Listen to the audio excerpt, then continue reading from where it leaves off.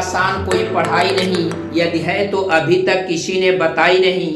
आज हम भिन्नों में छोटी व बड़ी भिन्नों की पहचान के एक और बेहतरीन नियम पर चर्चा करते हैं, जिससे हर कंपटीशन में बहुत ज़्यादा सवाल पूछे गए हैं। तो आइए इस नियम को जानते हैं। इस नियम में जब भिन्नों के हर असमान व अंश असमान हो, यानी जब भिन्नों के हर असमान और अंश भी असमान हो, ऐसी भिन्नों में विषम या अनुचित भिन्नों के लिए, यानी विषम या अनुचित भिन्न, अभी इसके पहले यही बात सम या उचित भिन्न के लिए आप देखे थे। सम या उचित भिन्न की दो स्थितियां देखे थे। ठीक उसी तरह से विषम या अनुचित भिन्न के लिए भी दो स्थितियां आप देखेंगे। केवल थोड़ा से ठीक उसके विपरीत की स्थिति यहां पर है, बाकी सब कुछ वही है। अब बात करते हैं विषम या अनुचित भिन्न, यानी वे भिन्न जिनमें अंश का मान बड़ा होगा, हर छोटा होगा। अभी तक क्या था कि अंश जो था वो छोटा था, हर बड़ा था। अब इसमें क्या होगा, अंश बड़ा होगा, हर छोटा होगा। यानी कहने का मतलब विषम भिन्न या अनुचित भिन्न यही होती है। ऐसी भिन्नों में दो स्थितियां। पहली स्थिति यह है कि जब सभी भिन्नों में अंश व हर का अंतर समान हो, यानी इन भिन्नों को आप गौर से देखेंगे, जब अंश और हर का अंतर समान होगा तब हम इसमें से यह देखेंगे कौन सी भिन्न सबसे बड़ी है, कौन सी भिन्न सबसे छोटी है।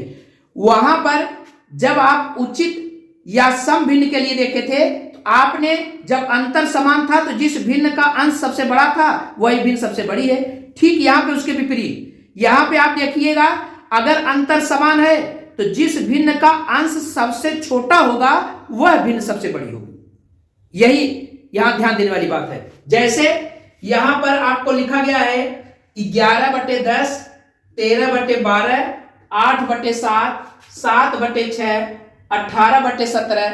आप देख रहे हैं ये सभी विषम या अनुचित भिन्न है, क्योंकि सबके अंश ज्यादा है, हर कम है।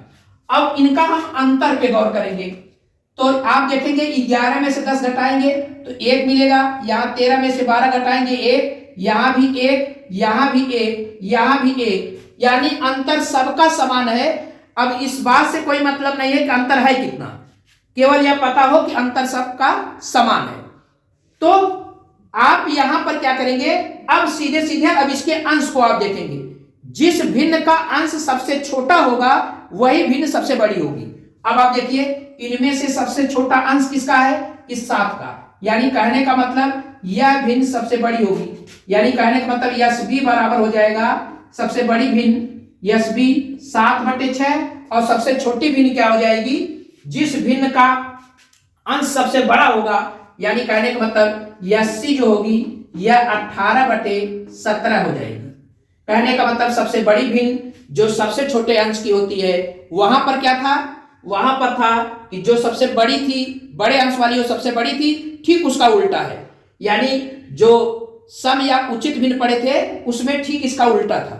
अब ध्यान देने वाली बात है कि जब सभी भिन्नों के अंश व हर का अंतर असमान हो, यानी जितने भी भिन्न दिए गए हों उनके अंश और हर का अंतर सबका अलग अलग हो, तब इनको कैसे हम पहचान करते हैं कौन सी भिन्न सबसे बड़ी होगी, कौन सी भिन्न सबसे छोटी होगी। ठीक वही नियम जैसे वहां पर हमने आपको बताया था।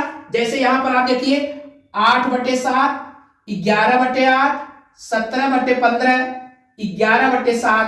आप देख रहे हैं इसमें अंश और हर का अंतर 1 है, इसमें 3 है, इसमें 2 है, इसमें 4 है, यानी सब में अंश और हर का अंतर अलग अलग है। तो हमने बताया था कि तुरंत एक त्रिभुज बना लीजिए, सब में आप एक त्रिभुज बनाइए और इस त्रिभुज को आप बड़े अच्छे तरीके से आराम से खेलते हुए बनाइए और इसको एक गेम की तरह कितने आसानी से, अभी आप बहुत ही आसानी से इसको आप बता लेंगे कि कौन सी भिन्न इसमें बड़ी है, कौन सी सबसे छोटी है। अब आप क्या करेंगे, जो इनका अंतर है वही नीचे लिख दीजिए, यानी 8 और 7 का अंतर 1, यहां पर 11 और 8 का अंतर यहाँ 3 हो गया, यहाँ 17 है, 17 और 15 का अंतर यहाँ 2 हो गया और यहाँ 11 और 7 का अंतर जो है ये 4 हो गया। अब कहने का मतलब 1, 3, 2 4 यही संख्या मिली। अब इनका वही प्रक्रिया लसागु ज्ञात कर लेंगे, यानी एलसीएम। लसागु आप जानते हैं 1 3 2 4 का लसागु तो आप जानते हैं 12 हो जाएगा।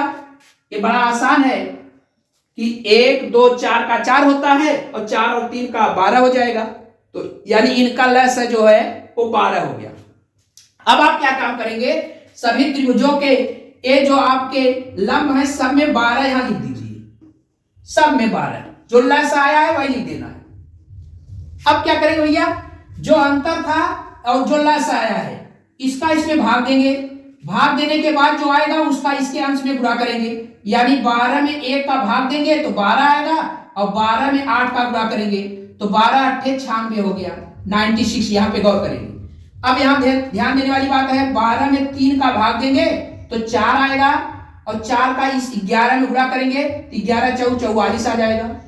अब यहां पे ध्यान देने वाली बात है कि इसका भाग देंगे, 12 में 2 का भाग देंगे तो 6 आएगा, 6 का 17 में गुणा करेंगे यानी 17 छक्का 102, यानी यहाँ पे 102 आ गया।